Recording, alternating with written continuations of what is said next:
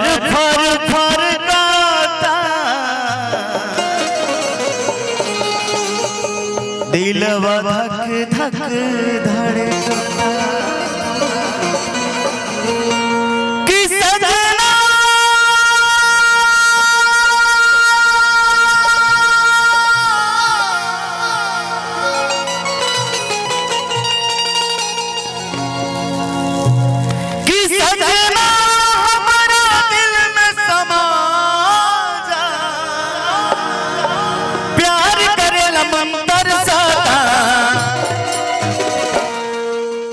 अखिया फर फर फर गाता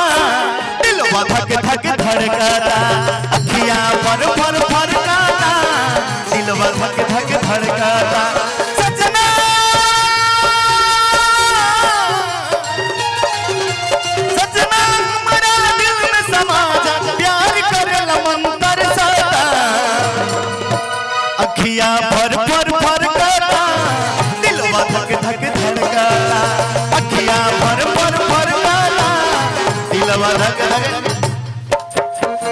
बस खाली कहे मुखड़ा गा करके दो मुखड़ा गा कर समाप्त करेंगे। एगो भैया कहानी रंजीत भैया की और एक लाइन होगा के चाहिए आओ ना लिख दियो ढनिया पहना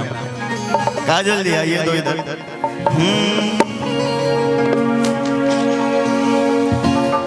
आओ ना लिख दी ओढ़निया पना रटत रही सुबह हो शाम आवाना लिख दी ओढ़निया पना रटत रही सुबह हो शाम कि डल जब सीना पे दिलवा के मिली भैया वाइट करके छोड़ दीजिए लाइट को वाइट करके छोड़ दीजिए भैया कि आवाना लिख दी ओढ़निया पना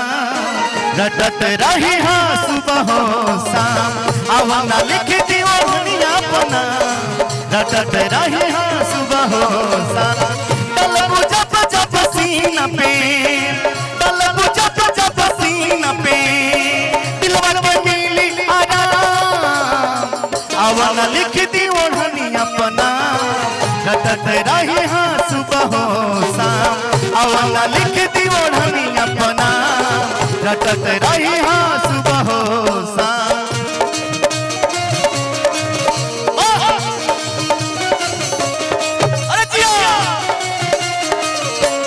दिल पे चलाई चुनिया किसी से कोई प्यार न करे किसी से कोई प्यार न करे किसी से कोई प्यार न करे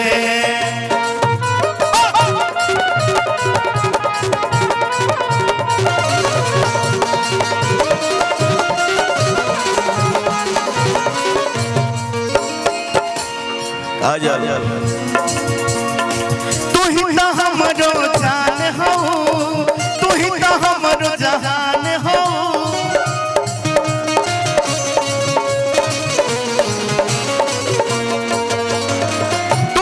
हमरो जान हो तू ही तो हमरो जहान हो हम धनुइया हाई तोहार तू ही तो हमरो पान हो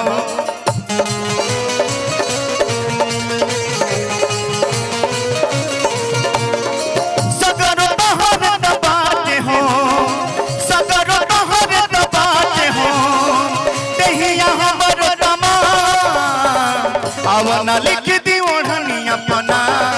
रटत रही सुबह हो शाम आवाना लिख दी ओढ़निया पना रटत रही सुबह हो शाम आवाना लिख दी ओढ़निया पना रटत रही सुबह हो शाम आवाना लिख दी ओढ़निया पना रटत रही सुबह हो शाम कि आवाना लिख दी ओढ़निया पना